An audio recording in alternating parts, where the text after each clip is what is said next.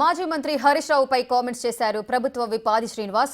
BRS ఏ పార్టీతో పొత్తు పెట్టుకోదని Harish Rao చెబుతున్నారన్నారు. BRS ను బీజేపీలో విలీనం చేయడానికే ప్రయత్నాలు చేస్తుంది స్వయంగా కూతురేనని అన్నారు. ఇక పొత్తుల గురించి మాట్లాడటానికి హరీష్ రావు అసలు ఎవరు అని అన్నారు ప్రభుత్వ విప్. కవిత రాసిన లేఖలో ఆ దయ్యాలు ఎవరని అడిగారు. కవిత అడిగిన ప్రశ్నలకు హరీష్ రావు సమాధానం చెప్పలేకపోయారని కామెంట్ చేశారు ఆది శ్రీనివాస్. హరీష్ రావుకు సీఎం రేవంత్ రెడ్డి గురించి మాట్లాడే అర్హత లేదన్నారు ఆయన. చెప్పినాం వారి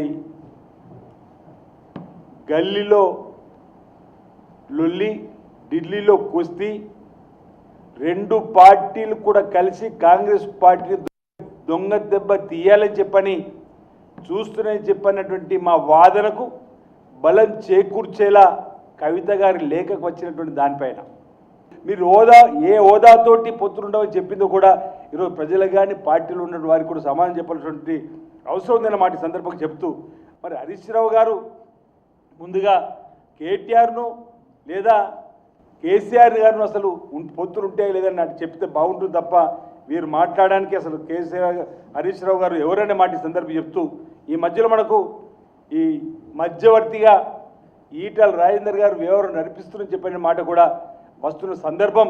ఈ మధ్యలో మా పీసీ అధ్యక్షులు మహేష్ కుమార్ గౌడ్ గారు కూడా అనేక అనుమానాలు చెప్పిన సందర్భాన్ని కూడా గుర్తు చేస్తూ, ఈరోజు బీజేపీ బీఆర్ఎస్ అక్రమ సంబంధం లేదా బీఆర్ఎస్ బీజేపీ చీకటి ఒప్పందం, బీజేపీ బీఆర్ఎస్ రెండు కూడా దొంగ దెబ్బ తీయాలి కాంగ్రెస్ పార్టీని చెప్పని అనుకునేటువంటి అంశాలన్నీ కూడా కవిత లేఖతో సాక్ష్యాలతో బయట పెట్టింది.